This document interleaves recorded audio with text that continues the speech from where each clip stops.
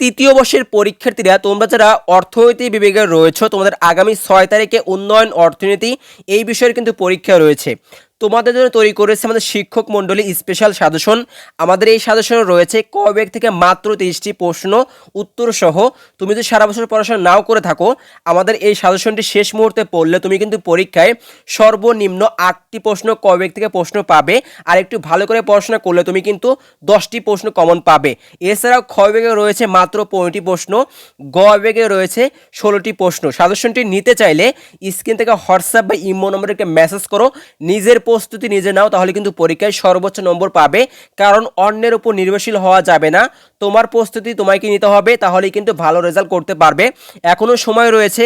এই বিষয়ে ভালো নম্বর গেইন করতে চাইলে এখনই তুমি এই সাজেশনটি নিয়ে পড়াশোনা শুরু করে দাও। তোমরা স্ক্রিনে দেখো, এখানে কিন্তু ধারাবাহিকভাবে প্রশ্নগুলো দেওয়া হয়েছে এবং সাথে কিন্তু উত্তর ইনক্লুড করা হয়েছে।